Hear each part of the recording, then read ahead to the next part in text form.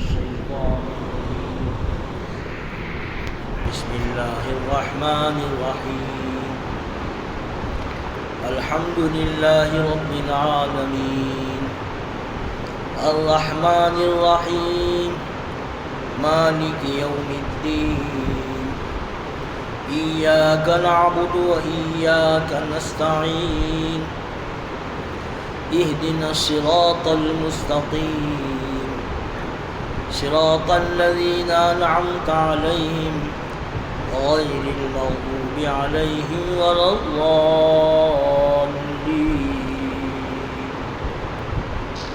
آمین۔ الحمد کی صورت ختم ہونے پر آمین کا پڑھنا جو ہے سنت ہے، پڑھنے والا بھی پڑھے اور سننے والا بھی۔ امام صاحب پڑھتے ہیں نماز میں، ہم لوگ سنتے ہیں۔ آمین کا معنی یا اللہ قبول فرما۔ تو یہ الحمد کی صورت جو ہے وہ بندے کی طرف سے اللہ تعالیٰ کی بارگاہ میں درخواست ہے، دعا ہے۔ دعا کے بعد آمین پڑھتے یا اللہ قبول فرما۔ تو اللہ تعالیٰ نے آج جو ہے ہم کو سعادت عطا فرمائی، آپ لوگوں کا شوق اور آنکھوں کی طلب کی وجہ سے کہ اللہ کے عظیم اور پاک کلام کو سننے سمجھنے کے لیے ہم اپنا وقت فارغ کر کے یہاں بیٹھے ہیں، یہ بہت بڑی سعادت ہے۔ علماء نے لکھا ہے کہ اس جہان کے اندر سب سے بڑی نعمت جو ہے وہ اللہ کا کلام قرآن کریم ہے۔ چاند سورج ستارے زمین آسمان اس میں لاکھوں اللہ تعالیٰ کی نعمت ہے کہ سب سے بڑی نعمت کیا ہے؟ اللہ تعالیٰ کا کلام ہے۔ یہ اللہ تعالیٰ کی کتاب بھی ہے، یہ اللہ تعالیٰ کا کلام بھی ہے۔ کلام کا مطلب ہے کہ اللہ نے فرمایا یہ، اور حضرت جبریل جو سارے فرشتوں کے سردار ہیں ان کے ذریعے سے یہ پیغام اپنے نبی جناب محمد رسول اللہ صلی اللہ علیہ وسلم تک پہنچایا، اور آپ نے اپنی صحابہ کو، شاگردوں کو، پھر انہیں تابعین کو، تبی تابعین کو، یہاں تک کہ ہمارے پاس ہے وہ اللہ تعالیٰ کے فضل سے محفوظ ہے۔ ایک بات اور بھی لکھی ہے کہ معجزہ جو ہوتا ہے، معجزہ کہتے ہیں ایسی عجیب و غریب بات کہ جو نبی کے ہاتھ سے اللہ تعالیٰ ظاہر کرتا ہے، اور دنیا میں کوئی دوسرا آدمی ایسی چیز ظاہر نہیں کر سکتا۔ معجزہ کے معنی عاجز کرنے والی چیز، تو ایسی چیز اللہ تعالیٰ عجیب و غریب، حیرت کی، تعجب کی، اچنبے کی نبی کے ہاتھ سے ظاہر کرتا ہے کہ کوئی کر نہیں سکتا دوسرا، اور دوسرے سب عاجز ہوتے ہیں اس کے کرنے سے۔ تو یہ اس بات کی دلیل ہوتی ہے کہ یہ اللہ کا خاص بندہ ہے، اللہ کی طرف سے بھیجا ہوا ہے۔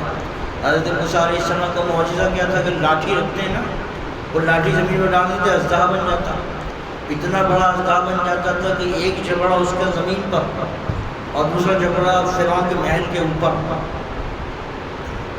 تو اتنا بڑا اژدہا تو ہم نے تصویر میں بھی نہیں دیکھا، اتنا کہ کئی ہزار سانپوں کو نگل گیا اکیلا۔ تو یہ کیا تھا؟ یہ حضرت موسیٰ علیہ السلام کا معجزہ تھا۔ اس بات کی دلیل تھی کہ یہ اللہ کے خاص پیغمبر اللہ کی طرف سے بھیجے گئے ہیں۔ تو ہمارے نبی پاک علیہ السلام کو اللہ تعالیٰ نے بے شمار معجزے دیے، اس میں ایک معجزہ یہ قرآن کریم ہے۔ ایک خصوصیت اس کی ہے کہ معجزہ جو ہے وہ پیغمبر کے ساتھ ہوتا ہے۔ جب پیغمبر دنیا سے چلے جاتے ہیں تو معجزہ بھی ان کے ساتھ چلا جاتا ہے۔ اب موسیٰ علیہ السلام کی لاٹھی جو تھی پتہ نہیں کہاں ہے، اللہ تعالیٰ کو معلوم ہے، لیکن قرآن کریم کا یہ خاص جو ہے وہ امتیاز ہے کہ اللہ کے نبی کے دنیا سے جانے کے بعد بھی یہ موجود ہے اور قیامت تک باقی رہے گا۔ تو یہ ایسا معجزہ ہے کہ حضور کے دنیا سے جانے کے بعد اب بھی ہمارے سامنے اور قیامت تک باقی رہے گا، جب تک اللہ تعالیٰ چاہے۔ تو یہ اللہ تعالیٰ کا کلام ہے، اللہ تعالیٰ کی کتاب ہے، اللہ تعالیٰ کا پیغام ہے۔ اللہ تعالیٰ نے اس دنیا کو جو پیدا کیا ہے وہ مقصد کیا ہے دنیا کا؟ وَمَا خَلَقْتُ الْجِنَّ وَالْإِنسَ إِلَّا لِيَعْبُدُونِ۔ ہم نے جنوں کو اور انسانوں کو اسی لیے پیدا کیا کہ وہ میری عبادت کریں۔ تو انسان کی زندگی کا مقصد کیا ہے؟ اللہ تعالیٰ کی عبادت کرنا، بندگی کرنا، اس کو راضی کرنا۔ تو اللہ تعالیٰ نے اس پوری دنیا کو پیدا کیا، اس میں بسنے والے انسانوں کو پیدا کیا، باقی اور مخلوق کو پیدا کیا، اور دنیا میں بھیجا ہے اللہ تعالیٰ نے آزمائش کے لیے۔ آزمائش کی بات کی کہ کون اس دنیا کے اندر، اس دنیا میں جو چیزیں اللہ نے بنائی ہیں اس کو استعمال کرتے ہوئے اللہ کی مرضی کے مطابق استعمال کرتا ہے، اور کون جو ہے وہ اپنی مرضی کے مطابق جو ہے آزادانہ زندگی گزارتا ہے۔ تو انسان کے لیے دو چیزیں ضروری ہیں جو بھی دنیا میں آتا ہے۔ ایک تو یہ کہ اللہ تعالیٰ نے یہ ساری چیزیں بنائی انسان کی خدمت کے لیے، خلق لکم ما فی الارض جمیعا، پہلے بارے میں اس دنیا کی ساری چیزیں تمہارے فائدے کے لیے، تمہارے استعمال کے لیے اللہ تعالیٰ نے بنائی ہیں۔ چاند، زمین، سورج، ستارے، زمین سے لاکھوں طرح کی جو سبزیاں، ترکاریاں، پھل پھول پر پیدا ہوتے ہیں، جانور پیدا ہوتے ہیں، اور ان سب دودھ ہے، گوشت ہے وغیرہ سب انسان کے لیے۔ تو اللہ تعالیٰ کی بنائی ہوئی چیزوں کو صحیح استعمال کرے، اور دوسری ذمہ داری ہے کہ اللہ تعالیٰ نے جو حکم دیا ہے اس پر اس طرح عمل کرے، ان چیزوں کو استعمال کرتے ہوئے کہ کوئی بھی کام، کوئی حرکت ایسی نہ کرے جس سے اللہ ناراض ہوتا ہے۔ یہ دو چیزیں ضروری ہیں۔ اب ان پر عمل کرنے کے لیے اللہ تعالیٰ نے علم عطا فرمایا۔ علم ضروری ہے نا، علم اس سے پتہ چلے گا کہ ان چیزوں کا استعمال کیسے کرنا ہے، ان کا استعمال کا شرعی طریقہ کیا ہے، اور یہ دوسری بات معلوم ہوگی کہ اللہ تعالیٰ کو کیسے راضی کیا جا سکتا ہے، اس کی اطاعت بندگی کیسے کی جائے۔ تو اس علم کے لیے تین چیزیں دی اللہ تعالیٰ نے انسان کو، غور سے سنیے گا۔ ایک تو یہ آنکھیں ہیں دیکھنے کے لیے، کان ہے سننے کے لیے، ناک ہے سننے کے لیے، زبان ہے بولنے کے لیے، ہاتھ ہے پکڑنے کے لیے۔ اس کو عربی میں کہتے ہیں حواس خمسہ، پانچ چیزیں جن سے کہ آدمی محسوس کرتا ہے، معلوم کرتا ہے۔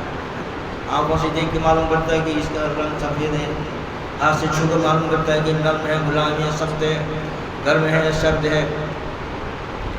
تو ایک تو یہ چیز دی حواس خمسہ جس سے آدمی محسوس کرتا ہے معلومات، اور دوسری چیز دی عقل، عقل سے سوچتا ہے آدمی، اور تیسری چیز جو ہے وحی، آسمان سے پیغام بھیجا۔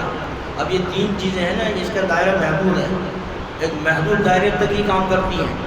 جو ظاہری خواص جو ہے، ہمارے ظاہری خواص، آنکھوں سے دیکھنا، تو اس کا کام ہے دیکھ کر کسی چیز کے بارے میں معلوم کرنا کہ دیوار سفید ہے یا کالی ہے۔ تو جو چیزیں حواس سے معلوم کی جا سکتی ہیں وہ صرف عقل سے معلوم نہیں کی جا سکتی۔ مثال کے طور پر آنکھیں بند کر کے آپ چاہیں کہ میں معلوم کر لوں کہ دیوار کا رنگ کیسا ہے، تو کبھی نہیں معلوم کر سکتے۔ تو اور جہاں پر حواس کا رول ختم ہوتا ہے وہاں سے عقل کا رول شروع ہوتا ہے۔ اب مثال کے طور پر یہ اس دیوار کی مثال کے اندر ہے کہ جب وہ آنکھوں سے دیکھ کر آپ یہ نہیں بتا سکتے کہ اس کو کیسے شخص نے بنایا ہے۔ عقل سے آپ کو سمجھ میں آئے گا کہ کسی اناڑی نے بنایا ہے، وہ کسی بہت سے آرکیٹیکٹ نے اس نے بنایا، اسے بنایا۔ لیکن عقل کا دائرہ کار بھی جو محدود ہے، ایک حد تک ہے، اس کے بعد عقل بھی کام نہیں دیتی۔ مثال کے طور پر اس دیوار کو، اس مکان کو کس طرح سے استعمال کرنے سے اللہ راضی ہوتا ہے، کس طرح سے استعمال کرنے سے اللہ ناراض ہوتا ہے۔ ہر چیز میں مثال کے طور پر لباس ہے مردانہ، تو عقل نہیں طے کرے گی، بلکہ یہ کام وہی کا ہے کہ اس لباس کو کس طرح سے استعمال کرنے سے اللہ راضی ہوتا ہے اور کیسے استعمال کرنے سے اللہ ناراض ہوتا ہے۔ مثال کے طور پر مردوں کے لیے کہ ٹخنوں سے نیچے لباس نہ ہو، چاہے تیمن ہو، چاہے پجامہ ہو، چاہے اور کوئی لباس ہو، تو یہ نہ عقل طے کر سکتی ہے، نہ حواس خمسہ سے اس کا پتہ لگا سکتا۔ اس کی رہنمائی کے لیے اللہ تعالیٰ کی طرف سے پیغام آتے ہیں، اسی کو وحی کہتے ہیں۔ تو اللہ تعالیٰ نے جو انسان کو دنیا میں بھیجا، سب سے پہلا انسان کون تھا؟ سیدنا آدم علیہ السلام، ہے نا۔ تو اللہ تعالیٰ نے دنیا میں جو بھیجا ہے اپنا خلیفہ بنا کر، آزمائش کے لیے کہ دنیا میں میری مرضی کے مطابق جیتا ہے، یہ اپنی مرضی سے میری مرضی کے خلاف، تو اس کو اندھیرے میں نہیں چھوڑ دیا، ہے نا۔ جیسے مثال کے طور پر ایک معمولی عقل سوجھ بوجھ کا آدمی اگر ہے، وہ اپنے کسی نوکر کو وہی بھیجتا ہے، کہ لندن چلے جاؤ، دلی چلے جاؤ، تو ایسا نہیں ہوتا کہ وہ جاتے وقت اس کو بتائے کہ تمہارے سفر کا مقصد کیا ہے، نہ اس کے جانے کے بعد کسی ذریعے سے اس کو میسج کرے کہ تمہارا مقصد کیا ہے، تمہاری ڈیوٹی کیا ہے، تم کو کس لیے بھیجا گیا ہے. جب ایک معمولی عقل کا آدمی نہیں کر سکتا تو اللہ تبارک و تعالیٰ جسے زمین و آسمان، چاند و ستارے بنائے، وہ کیسے چھوڑ دے گا تو اندھیرے کے اندر؟ بلکہ اس نے پوری رہنمائی کی، پیغام بھیجا، اور اس کے لیے اللہ تعالیٰ نے اپنے بندوں میں سے خاص بندوں کو چنا. ان کو رسول کہتے ہیں، پیغمبر کہتے ہیں، انبیاء کہتے ہیں، نبی کہتے ہیں. تو ان انبیاء کو، نبیوں کو جو پیغام اللہ تعالیٰ بھیجتا ہے اس کو وحی کہتے ہیں، عربی زبان کے اندر. اور یہ وحی اسی لکھی ہوئی صورت میں ہمارے سامنے، اس کو ہم قرآن عظیم، قرآن کریم کہتے ہیں. تو وحی کے ذریعے سے وہ باتیں معلوم ہوتی جو عقل طے نہیں کر سکتی. مثال کے طور پر 30ویں رمضان کا روزہ فرض ہے، سارے روزے فرض ہیں، یعنی 30 رمضان کو کھانا پینا حرام ہے، روز میں کھانا پینا حرام ہوتا ہے. لیکن اس کے ایک دن بعد پہلی شوال کو روزہ رکھنا حرام ہے. تو یہ کیا چیز ہو گئی کہ وہ ایک دن بعد جو چیز کھانا پینا منع تھا، اب ایک دن بعد روزہ رکھنا عید کے دن منع ہو گیا، حرام ہو گیا. یہ عقل طے نہیں کر سکتی. یہ اللہ تعالیٰ کی طرف سے وحی کے ذریعے سے پتہ چلتا ہے. بھائی لین دین کے اندر تجارت کے ذریعے سے بھی مال کا فائدہ ہوتا ہے، اور جو لوگ سودی کاروبار کرتے ہیں تو وہ سود کے ذریعے سے مال، لیکن اللہ تعالیٰ نے تجارتی نفع کو تو حلال قرار دیا اور سود کو حرام قرار دیا. تو تجارتی نفع کی حلال ہونے کی وجہ عقل طے نہیں کر سکتی، اگرچہ علماء نے اس کی وجہ بیان کی ہے اس میں، ہے نا. تو اسی اللہ کی طرف سے بھیجے ہوئے پیغام کو، جو نبیوں کو، جو اس کے چنے ہوئے منتخب بندے ہوتے ہیں، اسی کو وحی کہتے ہیں. اسی کو لکھی ہوئی شکل اس کی قرآن کریم ہے. قرآن کریم اللہ تعالیٰ کی آخری کتاب ہے. اب نہ کوئی وحی آئے گی دنیا میں، جیسے ہمارے نبی پاک علیہ الصلوۃ والسلام آخری پیغمبر ہے، کوئی نیا نبی نہیں آئے گا، نہ نئی کتاب آئے گی، نہ نئی شریعت آئے گی، نہ نئی وحی آئے گی. تو یہ قرآن کریم سب سے عظیم دولت ہے دنیا میں بسنے والے انسانوں کے لیے. لہذا ان کا پہلا فرض ہے کہ ان قرآن مجید کو خود سیکھیں، صحیح الفاظ کے پڑھنے کی کوشش کریں، اس کے معنی مطلب کو سمجھنے کی کوشش کریں، اور جس قدر ہو سکے اس کے احکام پر عمل کریں، اور اپنے بچوں کو بھی یہ دولت یہ عطا فرمائیں. تو اب سورہ فاتحہ جو ہے تو سب سے پہلی سورت ہے، اور اس سورت کے 25 نام. ایک علامہ جلال الدین سیوطی رحمۃ اللہ علیہ پہلے بزرگ ہیں، میرے خیال سے 5ویں 6ٹھی صدی کے، تو بہت کتابیں لکھی، 650 کتابیں لکھی. وہ کئی کتابیں کئی جلدوں میں ہیں. تو انہوں نے ایک کتاب لکھی ہے الاتقان فی علوم القرآن. اس میں لکھا ہے کہ سورۃ الفاتحہ کے الحمد شریف کے کہتے ہیں ہم لوگ 25 نام ہیں. تو کسی چیز کے نام زیادہ ہوتے ہیں نا، تو وہ نام زیادہ اس لیے ہوتے ہیں کہ اس میں خوبیاں زیادہ ہوتی ہیں، صفات زیادہ ہوتی ہیں. جیسے اللہ تعالیٰ کے 100 نام ہیں، وَلِلَّهِ الْأَسْمَاءُ الْحُسْنَىٰ فَادْعُوهُ بِهَا. اللہ تعالیٰ کے بہت اچھے نام ہیں. 15ویں 12ویں سورہ کہف سے پہلے ہی آیت ہے، اسی نام سے پکارو. الرحمن ہے، الرحیم ہے، المالک ہے، الغفور ہے، الشکور ہے، الودود ہے، بہت سارے نام ہیں قرآن مجید، بہت سارے نام. تو یہ نام جو ہیں وہ اللہ تعالیٰ کی خوبیوں کو بیان کرتے ہیں، صفات کو بیان کرتے ہیں. یعنی عربی زبان میں کوئی ایک لفظ ایسا نہیں ہے جو ساری خوبیوں کو بیان کرتے ہیں، اس لیے الگ الگ نام ہیں. مثال کے طور پر ایک شخص ہے وہ عالم بھی ہے، حافظ بھی ہے، قاری بھی ہے، مفتی بھی ہے. تو اب ان سب چیزوں کو ایک لفظ میں بیان نہیں کی، یہ ساری خوبیاں جو ہیں اس کو ایک لفظ میں بیان نہیں کیا جا سکتے. اس لیے کہ قاری صاحب ہیں، حافظ صاحب ہیں، عالم صاحب ہیں، مفتی صاحب ہیں. تو یہ الگ الگ نام جو ہیں وہ الگ الگ خوبیوں کو بیان کرنے کے لیے ہیں. تو سورہ فاتحہ کا سب سے مشہور نام ہے فاتحۃ الکتاب. فاتحۃ الکتاب اس لیے کہتے ہیں کہ فتح کا معنی کھولنے کہتے ہیں عربی زبان میں. قرآن کریم کا آغاز اسی سے ہوتا ہے کہ سب سے پہلے الحمدللہ. نماز کی شروعات اسی سے ہوتی ہے. اور دوسری بات الحمد شریف سورۃ الفاتحہ کی ایک خصوصیت یہ بھی ہے کہ سب سے پہلی مکمل سورت یہ نازل ہوئی سورۃ الفاتحہ. سب سے پہلی جو وحی نازل ہوئی اقرأ باسم، وہ تو چند آیت نہیں 5 آیت ہے. تو سب سے پہلی وحی پہ 5 آیتیں اتری اقرأ باسم ربک سورۃ العلق کی. پھر اس کے ایک عرصے بعد یا ایھا المدثر یا ایھا المزمل کی آیتیں شروع کی نازل ہوئی. لیکن سب سے پہلی پوری سورت جو ہے نازل ہوئی سورۃ الفاتحہ ہے. تو ایک نام فاتحہ الکتاب ہے اور ایک نام ہے اس کا سورۃ الشفاء، یعنی اس سورت میں اللہ نے شفا کا اثر رکھا ہے. اس سورت سے اس کو پڑھا جائے گا تو اللہ تعالیٰ شفا عطا کریں گے. ظاہری بیماریوں کے لیے بھی شفا ہے، باطنی بیماریوں کے لیے بھی شفا ہے. ایک واقعہ حدیث کی کتابوں میں لکھا ہے، ابو سعید خدری جو ہے وہ ایک مشہور صحابی ہیں. تو اللہ کے نبی نے ان کو کچھ صحابہ کے ساتھ بھیجا کہ فلاں کام کے لیے جاؤ. اللہ کے نبی بھیجتے تھے جماعتیں جہاد کے لیے، تبلیغ کے لیے. تو اب شروع میں ابتداء اسلام میں یہ تھا کہ کسی قبیلے سے کوئی عہد ہوتا کہ ہم لوگ آپس میں لڑیں گے نہیں، تو اس میں یہ بات ہوئی کہ ہماری جماعت کے لوگ آپ کی بستی میں جائیں گے تو آپ کو دعوت کرنا پڑے گی، اس لیے ہوٹل ڈھانڈے دے نہیں. تو وہ لوگ سفر میں گئے، کہیں پر رکے. تو اس جس قبیلے میں رکے تھے نا ان لوگوں نے اس معاہدے کے مطابق ان کی دعوت نہیں کی کہ ہم تو نہیں کھلاتے. ایسے ہوتے ہیں اڑین لوگ. چلو اللہ کی طرف سے کیا انتظام ہوا کہ ان کے سردار کو سانپ نے ڈس لیا. کس کو؟ جنہوں نے انکار کیا تھا نا، اس کے سردار چودھری کو سانپ نے ڈس لیا. اب جو بھی ان کے پاس اس کے طریقے تھے وہ سب کر لیے، جڑی بوٹی ہے وہ سب، جس سے تو تھا نہیں سب کا، بالکل کوئی فائدہ نہیں ہوا. تو کسی نے سوچا کہ یار پردیسی جو آئے نا مسافر، ان سے معلوم کرتے ہیں ان کو کوئی پاس وہ علاج. تو لوگ آئے ان کے پاس کہ بھائی تمہارے پاس سانپ کے ڈسے کا علاج ہے؟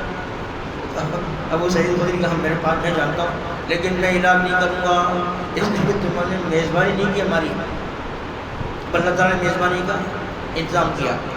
جب تک کہ تم ہم کو بکریاں نہیں دو گے تو پھر 30 یا 40 بکریاں دیں. انہوں نے کہا کہ بھائی تم علاج کرو، ہمارے سردار کو فائدہ ہو جائے گا. 30 بکریاں دیں گے، 40 کا بھی ذکر رہتا ہے. تو وہ کہتے ہیں کہ میں نے سورہ فاتحہ پڑھی الحمدللہ رب العالمین 7 مرتبہ پڑھی، اس کو پھونک دیا تو بالکل صحیح ہو گیا، چنگا ہو گیا. ایماندار آدمی نے دھوکے بعد نہیں تو 30 بکریاں دے دی. چل 30 بکریاں آ گئی. اب آپس میں کہنے لگے کہ بھائی دیکھو بکریاں جو ہے نا ابھی استعمال کرو. سفر میں تھے، ان کو ضرورت تھی لیکن کہا کہ ہم استعمال نہیں کرتے. مدینہ جا کر اللہ کے نبی سے پوچھیں گے کہ اس کا استعمال کرنا ہمارے لیے کیسے ہے. جب لوٹ کے مدینہ گئے یہ واقعہ بیان کیا کہ وہ ایک سردار قبیلے کا تھا، وہ بیمار ہو گیا تو میں نے جو ہے سورہ فاتحہ پڑھ کے 7 مرتبہ دم کر دیا، وہ صحیح ہو گیا. اس نے بکری دی ہم کو، یہ لے کے آئے ہم. تو انہوں نے کہا تمہیں کیسے معلوم کہ یہ جو ہے سورہ فاتحہ؟ تو اس نے کہا کہ تمہارے لیے جاؤ، میرا بھی حصہ لگاؤ. تو انہوں نے یہ جو کہا نا کہ میرا بھی حصہ لگاؤ، اس نے کہا تاکہ ان کو بالکل معلوم کہ بالکل حلال و پاک و طیب، اس میں کوئی شبہ نہیں. تو سورہ فاتحہ سے مجنون دیوانی کا علاج کرنے کا بھی واقعہ قرآن حدیث میں ہے نا. تو اگر یقین ہے تو سورہ فاتحہ جو ہے، اس لیے اس کو سورۃ الشفاء کہتے ہیں. اس کو سورۃ الحمد بھی کہتے ہیں، اس لیے کہ اللہ کی حمد بیان کی گئی. الحمدللہ رب العالمین، تمام تعریف اللہ تعالیٰ کے لیے جو سارے جہانوں کو پالنے والا ہے نا. اس کو جو ہے وہ سورۃ السوال بھی کہتے ہیں. اس میں اللہ تعالیٰ نے بندوں کو مانگنے کا طریقہ سکھایا ہے کہ اللہ سے مانگنے کا طریقہ کیا ہے کہ پہلے اللہ تعالیٰ کی حمد کی جائے، تعریف کی جائے. تو پہلی 3 آیتوں کے اندر اللہ تعالیٰ کی حمد ہے، تعریف ہے. پھر بندہ جو ہے اپنی درخواست پیش کرتا ہے اہدنا الصراط المستقیم. تو دنیا میں بھی اگر کسی کوئی چیز مانگنا ہو تو کہتا ہے آپ بڑے سخی ہیں، آپ بڑے مہربان ہیں. تو اس آدمی کا توجہ ہوتا ہے، دل کے اندر شفقت آتی ہے، پھر اس کے لیے دینا آسان ہو جاتا ہے. تو یہ سورۃ الفاتحہ ہے. انشاءاللہ آئندہ مجلس میں تو بھائی یہ مجلس بہت مبارک ہے. حدیث پاک میں آتا ہے کہ جہاں پر نیک لوگوں کا ذکر ہوتا ہے وہاں پر برکتیں، رحمتیں نازل ہوتی ہیں. یہ تو اللہ کا کلام ہے، اللہ کا ذکر ہے، انبیاء کا ذکر ہے. تو برکتیں اور رحمتیں ہیں. اللہ تعالیٰ ہم کو فیض پہنچائے، اس کا دعا کیجیے. اللہ صلی علی سیدنا محمد عبدک و رسولک وعلی المؤمنین والمؤمنات والمسلمین والمسلمات. الہی اپنے فضل خاص سچی محبت عطا فرما، اپنے کلام کی سچی محبت عطا فرما، اپنے نبی کی سچی محبت اتباع پیری وفاداری عطا فرما. شیطان و نفس کی بیری سے ہماری حفاظت فرما، بیماروں کو صحت و شفا عطا فرما، پریشان حالوں کی پریشانیوں کو دور فرما، اس مسجد کے تعمیر کرنے والے، کسی طرح اس میں حصہ لینے والے، اس کو آباد کرنے والے، فکر کرنے والوں کو نواز میں اپنی خاص نعمتیں رحمتیں برکتیں ان کو، ان کے اولاد کو، ان کے باپ دادوں کو عطا فرما، ہم کو بھی ایسے نیک کام میں شرکت کی توفیق عطا فرما، پریشان حالوں کی پریشانی کو دور فرما، مظلوموں ظالموں کو ظلم سے نجات عطا فرما، ایمان والوں کو، مومنین کو ظالموں کے مقابلے میں غلبہ عطا فرما، فتح عطا فرما، کامیابی کامرانی عطا فرما، اپنی نعمتیں رحمتیں برکتیں نصرت اور مدد اور حفاظت اور حمایت بارش کی طرح مسلسل موسلادھار نازل فرما، غزہ کے مسلمانوں پر، فلسطینی مسلمانوں پر، یمنی مسلمانوں پر، شامی مسلمانوں پر، سارے مسلمانوں پر، خاص طور پر پورے عالم کے مسلمانوں پر، عام طور پر جو خیر و بھلائی اللہ کے نبی نے آپ سے مانگی ان کو عطا فرما، جن شروع و فتن سے اللہ کے نبی نے آپ کی بنا چاہیے ہماری حفاظت فرما، ربنا تقبل منا انك انت السميع العليم وتب علينا يا مولانا انك انت التواب الرحيم، سبحان ربك رب العزة عما يصفون وسلام على المرسلين